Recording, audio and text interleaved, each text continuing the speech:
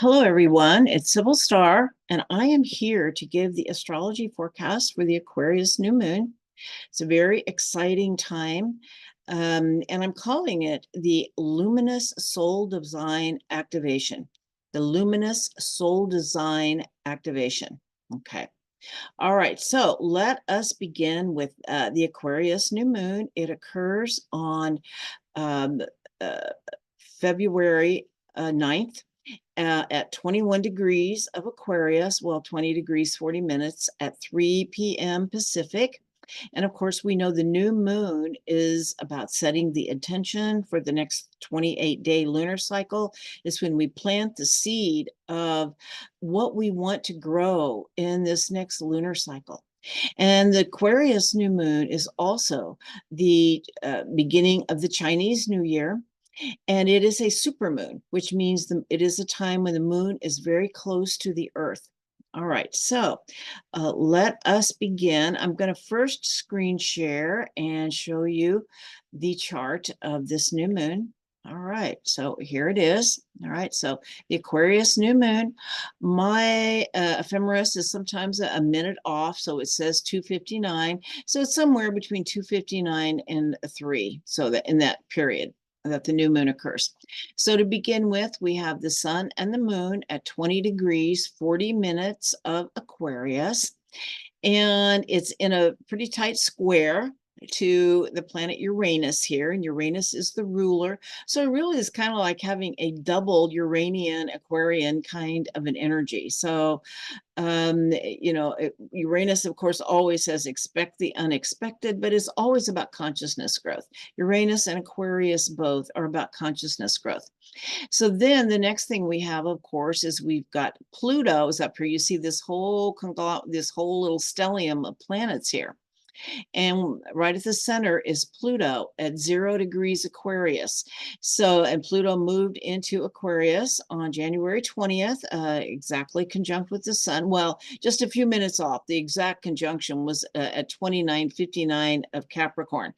And just a couple of minutes later, the sun was conjunct. The sun moved into Aquarius and conjuncted Pluto there.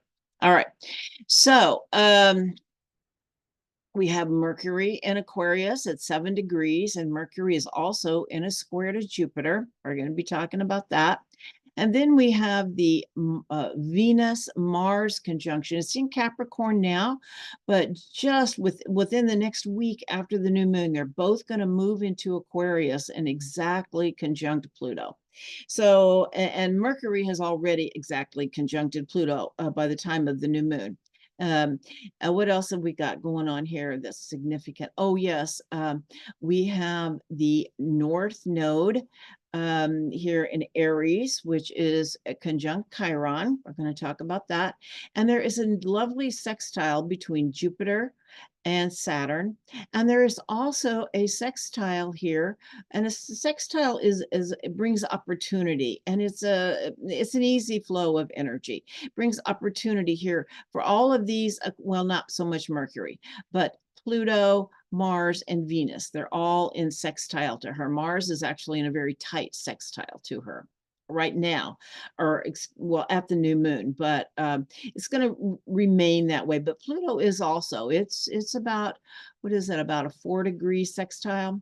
All right, so anyway, this is what we're going to be talking about. I don't think there's anything else on here. Okay, all right, so let us stop the screen share and start talking about what all of this actually means. All right, so first off, what is Aquarius?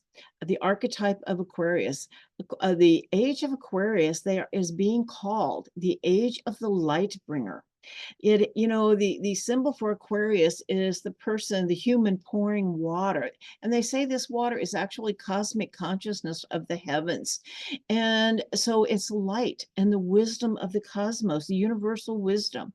The age of Aquarius is an age of enlightenment.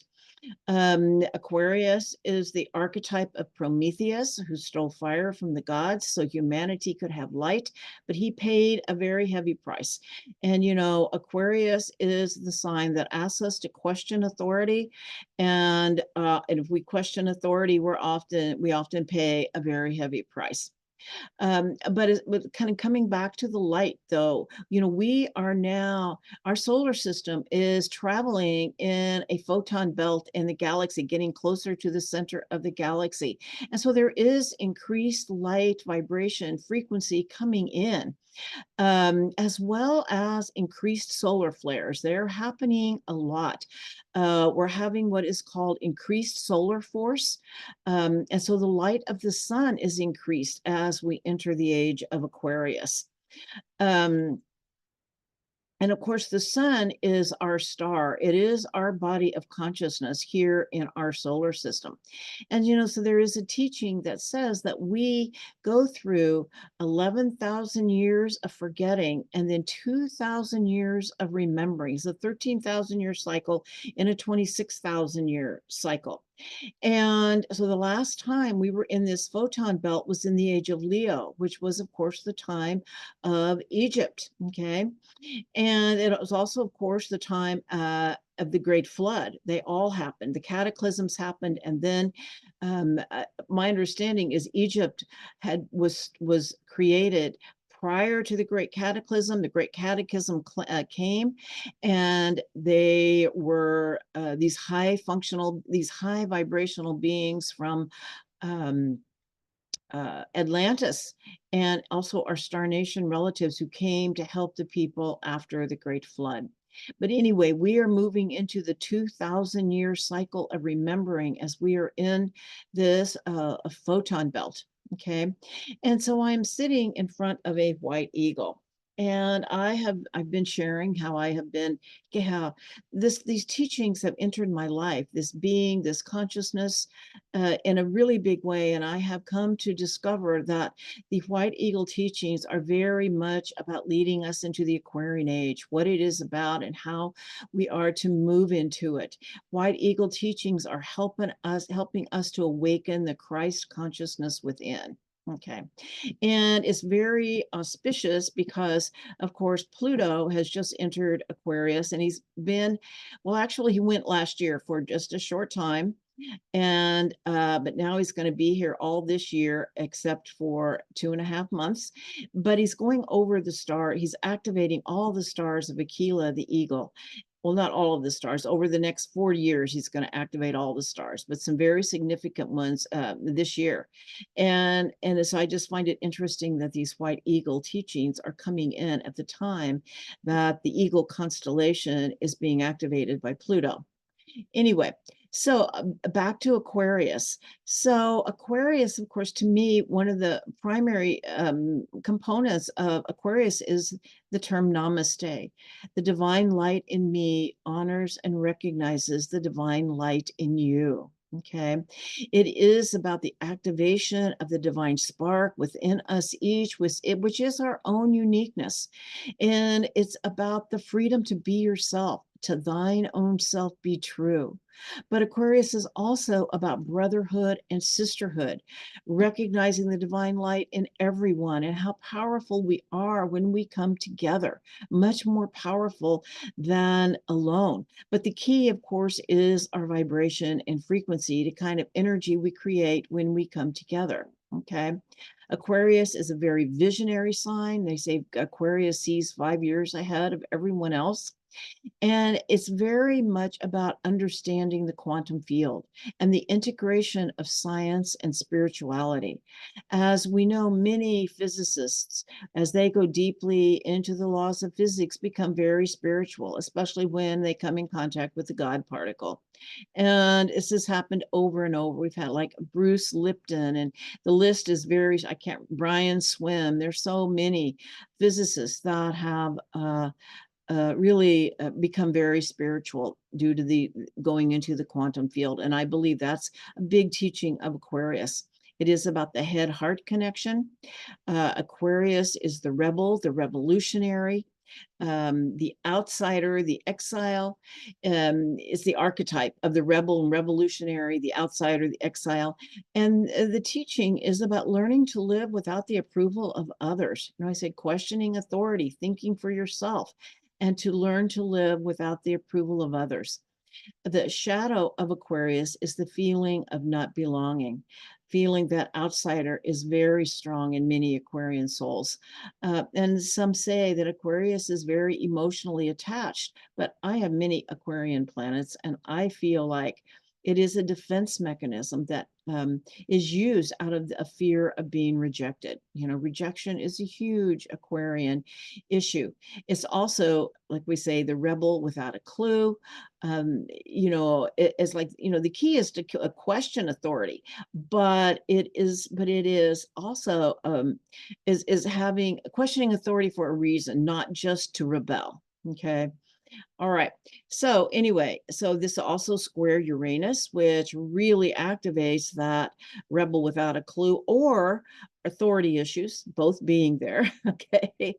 All right. But it is ultimately, it is about the connection to the universal mind, the mind of God. And it can be Uranus brings downloads and a sudden awakening. The light is turned on in each side of us, but it can be jarring because it is a square. Okay, as we have these, as we connect to the universal mind, and we start to realize some of the ways we've been perceiving our world are not what is true. Okay, so it helps us to get deeper to the truth, but it breaks apart uh, old old patterns, old patterns and ways of thinking and being. Okay. Uranus pushes us out of our comfort zone because it can come, a change can come like lightning striking. Ideas can come. It's like at one moment, everything's going fine in your world, and suddenly lightning strikes and you start to see the truth, the reality of something, and you can't put the genie back in the bottle, kind of a thing. But it can also come like change if we don't have the awakening ourselves within our own world. It can come from the outside. Okay, change coming out of the blue, sudden unexpected events in the outer world, as well as each inside of us. Okay, big changes. Uranus always says, expect the unexpected. So I can't even tell you how it's going to look because you never know with Uranus. Okay. We may have some big weather events as Uranus is connected to the weather. This Uranus square the sun energy is difficult to control. Okay. But it also, as it does, it opens us up. It opens our consciousness. And one of the places it will open with a Taurus is the magic of nature and the consciousness of Mother Earth becoming more accessible. That beautiful song, behold, there is magic all around us. And it is absolutely true. And with this aspect, if we go out in nature, and this energy lasts for the whole month, not just this one day. This is setting all of this in motion for a 28 for a lunar cycle. Okay. That if we go out into nature, the magical world may well open to us. We're also having massive cellular upgrades to our bodies, activating new cosmic human temples and light codes. This is why I'm calling this the Luminous Soul Design Activation. And so what is the soul design? Well, we have the human design. Well, I feel like what is coming in now is the soul design that is like the new overlay. And it is the light codes that are activating this cosmic DNA into our becoming what is known as Homo Luminous. Okay, it is a new uh, um, uh, it's a new level of being human, and it's integrating a higher consciousness frequency, more light in our bodies. And it is coming, and it is light codes that are actually coming in. Like I said, there's so many solar flares. We're in this photon light belt, and there's different points where, let's say, the astrology will indicate when we're getting this light. And I feel like the Aquarian new moon is one. And we're getting it to help us remember our pathway to prime creator, to expand and activate our faculties as multidimensional beings. It is a remembrance of universal wisdom and the awakening of the Christ consciousness within each of us. This, what all this light coming in is what this is about. And as we remember who we are, we will remember why we came, our soul mission. And it allows us to hold and anchor more light that is coming in. It's coming into us and into Mother Earth. And at the same time, we have Pluto in Aquarius. Okay. And Pluto, Pluto brings up the shadow. Pluto is the roto-rooter. He is the purifier. Okay. So it isn't like we're going to be able to do spiritual bypass. Pluto in Aquarius takes us deep inside of ourselves, into our emotional body. It's really healing our emotional body. And it is an initiation process. So whatever house or planet Pluto may be activating in your chart, know that it is about an initiation process. And I just learned a lovely way to describe an initiation process. This is the first step is a radical separation from the world you once knew. These big changes. And next comes a radical change in identity and the sense of who you are. And then the third step, hopefully, was that you can never go back to the world you once knew. It is a death and a rebirth. Okay. And Pluto says evolve or die. This new energy is coming in, and our job is to align with it, to let go of the old. Pluto's about soul healing, and he strips away all of the old conditioning and imprinting that is not our deepest authentic self, the truth of our being. And Pluto always says you have to feel it to heal it. So the Aquarius piece may want detachment, but Pluto says, you got to feel it. Okay. And it's important to remember that the last time Pluto was in Aquarius was during the American and French revolutions. And but Pluto had not yet been discovered. So it's really not in our conscious awareness. Okay, so it's acting very unconsciously, and Pluto actually is the unconscious, but it shows us, it brings a light into our unconscious. All right, but so it was not yet conscious. So in France, in the French Revolution, it became a mob mentality, even though it was a very Aquarian kind of a paradigm shift with their, was it they're saying, uh, brotherhood, equality, and freedom. That was their motto, and yet it turned into something very ugly. Now, of course, Pluto has been discovered, and we have the ability to work consciously with this energy. And so I feel like it is a revolution in consciousness, a spiritual evolution of humanity. And Pluto always says, that it's always an inside job. We're getting all of this tremendous help, but it is still our job. And not everybody is going to be ready to make this shift in consciousness that many will and many won't. Okay. But Pluto says the light must come from the inside. You cannot ask the darkness to leave. You must turn on the light of your own inner divinity. Okay. And so Pluto and its soul healing is healing not only our soul, but that of the collective consciousness. Pluto is transforming the collective consciousness, because that is how we change the world. And of course, the example that I have been using that is so powerful is about the us being like a 110 voltage, but a 220 voltage is what is energetic voltage, is what is coming in. And so we need a converter, we need a transformer. Well, that's what Pluto's name is. He's a transformer. And Pluto transforms through forgiveness, through healing and forgiveness, and letting go of all the old hurts and traumas, forgiveness of self and other. That is how we transform and let the lower frequency vibration go and be able to hold this higher vibration. And of course, Pluto in Aquarius is so much about the power of the people. And when we come together with others as healed beings, and our light activated in the same resonant field, is how we change the world.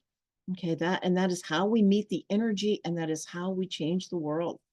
But if we're not there, if the group energy is still really low, it really can revert to the lowest common denominator or a mob mentality.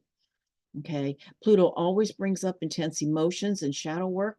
Pluto will show us where we are still unhealed so we can do the shadow work. But ultimately, Pluto is about self-empowerment and alignment with divine will. And I love this definition of power that I recently heard, and it is: power is how we hold and sustain the divine frequency in us. Okay, that divine frequency in us, how we hold it and sustain it. And then I would add direct it. Okay, and is it aligned with divine will, or with our egoic desire nature of the human will? So is it aligned with our divine will or a human will? And Pluto often asks us to look deeply at our motivations for what we think we want, because it may be aligned with our wound and not our power. Okay. Now, I'm going to talk more about this as I get to the Pluto-Mars conjunction. But first, I want to just talk about how interesting this is. You know, this is the first time when Pluto came into Aquarius last year. It was there for only a few months, but it didn't uh, it didn't conjunct any of the inner planets in Aquarius. So this is going to be the first time in our lifetimes that Pluto has conjuncted, um, has come into alignment conjunction with the three inner planets, Mercury, Venus, and Mars, all in Aquarius. So this is a new energy that is being initiated in. It is an initiation of these aspects on the collective as well as a personal level. All right, so what does this actually mean? Well, so the first planet that Pluto is at the new moon, it's a wide conjunction. Pluto's at 7, Mercury's at 7, Pluto is at 0. But they have their conjunction at 0 degrees Aquarius on February 5th. So, you know, it is in the month of February. Anyway, and I want to talk about it. So Mercury in Aquarius is about thinking outside of the box, and Pluto conjunct Mercury adds depth and intensity to our thinking and our communications. It's like shamanic seeing, reading between the lines, opening of the third eye. The veil of illusion is lifted, and so we can see what is really there, what is true and what is not true. Okay. And also becoming aware of our own patterns, own thought patterns. And Mercury is also squared Jupiter at this new moon, which indicates expanded, optimistic, and inspirational thoughts. It's about the elevation of our thoughts. Pluto kind of takes us deeply in, but Jupiter takes us, expands and lifts us up. Okay. All right. Now, Pluto conjunct Mars is at the new moon. Mars is at 27 degrees of Capricorn, but there's going to be an exact conjunction of Mars and Pluto at 0 degrees. I believe is 29 minutes, or I'm not sure how many minutes. Anyway, but it's going to be exact on February 13th. So Mars moving into Aquarius is independent, freedom-oriented, but also a team player. There's a whole lot more there, but I really want to talk more about the Mars-Pluto conjunction, because they say, you know, and that first off, Mars is the warrior. It's our planet of action. It's our desire nature. It's the, you know, the just go for it. Okay. But it's also the place where we hold anger, where we set boundaries. You know, the warrior is a protector. Okay. And so, but it's one of the planets that is most difficult to handle well. And Pluto, they say, is the higher octave of Mars. It's kind of Mars on steroids. But Mars is a lot more forthcoming, whereas Pluto is a lot more secretive. Okay, that's the way to say it. All right. But anyway, Mars is about our human will. You know, our ego says, I want this. Mars says, all right, I'm going to go get it for you. Pluto is about divine will. And so if we are working from human will only, Pluto can bring in the shadow of doing whatever it takes to get what we want. It can be that aspect of selling our soul to the devil because we could want something so badly that we are willing to do whatever it takes to get it. This energy can move mountains, but it's so important to know if you're moving the right mountain. But the shadow side of this, one of the shadow sides is disappointment. Okay, because if we're not in alignment with divine will, we often don't get what we want. Okay, and I found it interesting because the Sabian symbol for this new moon is a woman disappointed and disillusioned. And so we may also be facing some unexpected events that are disappointing. We had a plan, our plan fell apart. Okay.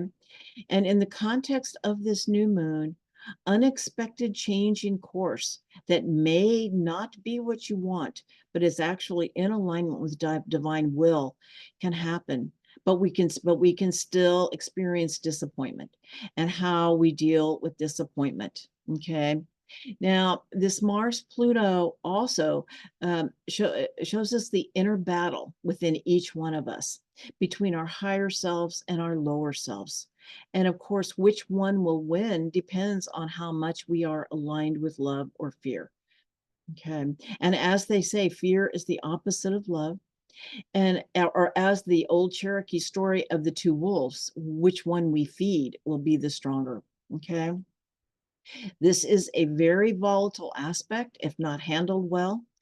It could be explosive. It's kind of more volcanic, and in our own personal worlds, but in the external world, I mean, it could indicate either a new war breaking out or, um, um, yeah, something very serious happening around violence. Okay, whether it's a war, whatever. Anyway, Mars is a catalyst, so we may see wars already in progress escalate. We are on the verge of World War III with Iran and other countries in the Middle East, so it's really important to be paying attention to what is happening there. Okay, the farmers are protesting all over Europe. Violence could erupt at any time with this aspect, especially when Mars and Pluto are exactly conjunct on February 13th. So be aware of your own anger if it arises so that you can handle it effectively and use it for motivation and not destruction. And it's also important to remember that the external world is a reflection of our inner world. So how are we going to deal with this anger? It could be irritability, it could be frustration, all the different ways it shows up. All right. And this is also a very high adrenaline kind of an energy. So it's important to find healthy outlets to express it. Important to move your body, to move the energy so that it does not get stuck. So it does not get stuck. It's like a volcanic energy that can explode or implode if we don't handle it consciously. All right. So it's a very powerful energy, but we're also having a softening energy come in, which is Venus. She's goddess of love. And first off, Venus, and this will happen on February 16th, the exact conjunction of Pluto and Venus. It's in range and the new moon at 21 degrees. It's about an 8-degree conjunction, but 8 or 9 degree conjunction, but it's exact on February 16th. And Venus moves into Aquarius that day. So Venus in Aquarius says that we must be friends as well as lovers. Okay. It's the new paradigm of romance and in the Aquarian age. And Venus in Aquarius is extremely loyal. Now, but conjunct Pluto, it can bring super intense emotions that may arise and impact our relationships and our sense of self-worth. We may also find ourselves in power struggles or battle of wills with others. It could be a very challenging time for relationships. Okay. But as I said, Venus is goddess of love and love of others. So she does actually bring in a softening influence. And also, creativity would be a super way to use this energy.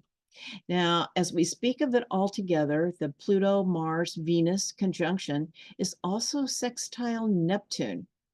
Um, I wanted to say one more thing about the creativity is how we channel the divine frequency into creations of beauty and acts of love. That is a beautiful way to get centered within yourself and use your energy that way. Anyway, and as I said, the Pluto, Mars, Venus is sextile Neptune, and Neptune is about divine love.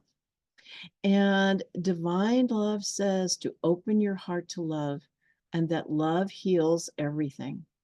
And as you do, you may feel the places where you are still carrying the pain of old trauma and fear. Breathe into it and let it go. This aspect asks you to risk your heart, to risk it, to open your heart, to feel, to be able to feel. It is said that we have come to earth to have our hearts open to divine love, which is compassion, to feel the suffering and the beauty. And that is how we move through it. The new world is coming through our hearts, not through our minds. And it takes courage to say yes to what feeds your soul. And this is part of the soul design activation, is to give your soul what it needs. The light codes are coming in, but our job is to follow the energy and to follow what feeds your soul and makes you come alive, what makes your soul sing. I mean, and it doesn't, I'm not even talking about work. It can be work, but it's really like, is it your children? Is it your friendships, nature, spirituality, art, dance, music? It's not so much what you do, but what you become when you are doing it, whatever it is. It leads us to a state of joy and bliss, and that is what changes the world. Even in the midst of all of this chaos and suffering, there is a place to find that within your life. And that is the new earth is going to be born from our hearts and from that place of love. And we realize that we are part of a bigger plan and what our role is in it. And we are being asked to step into that role, whatever it is. And it could be a mother. I mean, it could be just simply really making sure you have time to be with your children, and it may not be. It may be something completely different. It may be your work, wherever your passion is. That's what I'm saying, is wherever your passion is. Okay. It activates the spiritual warrior in us when we can put aside our ego desires and serve the light. And how we channel the divine frequency into the creation of beauty and acts of love in whatever form feeds our soul design. And as we align with our luminous soul design, we then direct the divine frequency in us into divine will, and we will know what to do. We are being given a divine vision, and we are being asked to not only know it, but to follow it, and to remember that magic is intention plus action. And there is so much magic in the field. Okay. All right. There's a few fixed stars that are important. The first one is the stars of the constellation of Delphinus. The dolphin is conjunct the sun and moon at 20 degrees Aquarius. And, there are cosmic dolphins that assist those who have died in trauma. This is some teachings from some books that a group that I'm becoming involved with, and they're called Stellar Nation Soul Families. And one of the soul families is the family of dolphins. And the dolphins they heal through, according to their teachings, what they've downloaded in their connection with spirit, that the dolphins heal through love and sound vibration. And there are dolphins that are soul guides to assist those who have died in trauma, to help them heal before they move on with their process. Okay. And I just want to bring this up, too. Pluto in Aquarius. Pluto is the people, and it can indicate the masses. And Aquarius is of the people and can indicate the masses. And Pluto is death and rebirth. And I just want to say that it can indicate mass death. And I'm not saying it will happen, but to just know it's in the field, and that we know many have died. It is said that all-cause mortality worldwide is up 40%. We have potential for some very powerful wars to happen. And Mother Earth is also in a time of reset and balance. So there's so much instability and earth changes. And many souls whose bodies cannot hold the amount of light that is pouring in at their current state are going to the other side to help us. Okay. All right, and I'm going to talk just a little bit here too about Aquila, the eagle, because we've got Pluto, Venus, Mercury, and Mars all activating all of the stars of Aquila, which is about from 0 to 6 degrees, right in there, maybe 7 degrees. Anyway, as I said, I just find it super interesting that these teachings from a white eagle, which, like I said, some is an ascended master as well as a group consciousness of higher vibrational beings and angels that is coming in so strongly now with Aquila activated by Pluto. Okay. But in the star constellation itself, the stars are Altair, which is the brightest star in Aquila the eagle, and some say it is the third eye or vision of the eagle. And so visionary leaders for the new age are hearing the celestial call for leadership in this revolution of consciousness. Okay, in the spiritual as well as the temporal realm. The more we are aligned with the light, we will draw these visionary leaders to us in the temporal realm. And we may even be it ourselves, especially if you have Aquila, the eagle, this Altair, which is currently at 2 degrees, 6 minutes of Aquarius. Might be part of this revolution in consciousness. Okay, Mercury with the fixed star Altair brings strange experiences such as prophetic dreams, unusual journeys, or discoveries. The second star is called Alshane. It is the voice of the eagle. And the third star is called Tarazed, and it's memories of the eagle, memories of when we last helped leadership. Okay. All right. We also have a star from Cygnus, which is the swan, called Elbirio, which carries within it the original blueprint of Gaia. So, Cygnus is very connected to the elves and fairies and the realms of magic. All right. So at the Aquarius new moon, we are also in the year of the dragon. They say the energy February 4th is when the energy comes in, but it really is born on the new moon. And of course, so dragons are ancient wisdom keepers, guardians of the galaxy, cosmic warriors, and protectors of divine will. They are mythical, magical beings. But in Western lore, dragons are beings of chaos and are to be feared. And they can also represent some of our deepest fears. So you may need to confront some of your own dragons during this year, because it is ultimately about reclaiming our power with the divine. And so many people are having dragon experiences now. They're here to help us with this shift. And of course, the Chinese dragons are benevolent beings who bring prosperity and good fortune. A dragon is the only animal in the Chinese zodiac that is not of the mundane earthly world. It has the highest vision and broadest reach. They soar the highest and the furthest. Dragon years are considered very auspicious, symbolizing power, inner strength, and courage. Dragons are bold, proud, and fearless, and they are here to help us be productive and um, and and activating motivation within us. They encourage us to step out of our comfort zone. They are known for their generosity and loyalty. They are strong, confident, and commanding. They also bring visionary leadership, charismatic and visionary leadership that inspires others. So it sounds a lot like some of the energy we've actually talked about earlier. And of course, this year is the wood dragon. And the wood element gives structure to the vision. The dragon is a visionary animal, but the wood gives structure. So combined, it gives vitality and growth and creates a dynamic force of innovation for the coming year. All right, so the dragons are coming. The dragons are here, actually. They're coming in. And the dragons are also very much about the power path.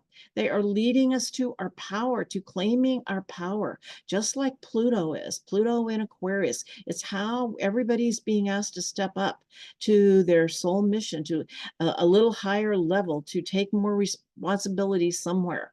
Wherever it is showing up in your life to be a leader. Okay. All right. So, and, in astrology, we have the North Node and the South Node, and those are the dragon's head and the dragon's tail. And Chiron in Aries is conjunct the North Node at 17 Aries. And so the North Node conjunct Chiron transit calls for self-reflection, healing work, and the willingness to confront our deepest wounds in order to move forward as a source of wisdom and strength, and to align more closely with our life's purpose. And it takes courage to be able to confront our deepest wounds and to heal them and move through them. And in Aries, this allows for new beginnings and self-determination. Okay. All right. And the last thing is we've got Jupiter, a Jupiter-Saturn sextile all month, which really is about right timing and sound judgment.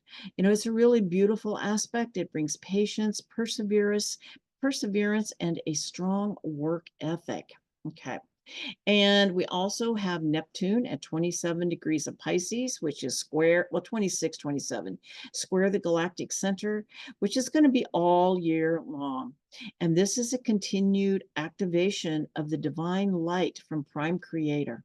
And it is shining that light on our illusions so we can see the truth more clearly and align ourselves once again with divine will.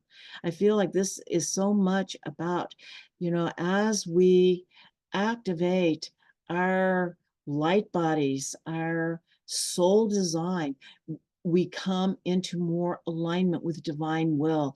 Our human ego will takes a backseat. Okay. And so, in conclusion, the Aquarian age that we are entering is the time of the light bringer as we move into the photon belt of increased light. As we do, our luminous body soul design is activated, the new human template that is aligned to our soul mission. We are being asked to have the courage to follow the light of our heart and align with divine will, which leads us to love, wisdom, and the path of powerful leadership in the new earth. Blessings and namaste, and so be it. All right. Wishing you all a wonderful month.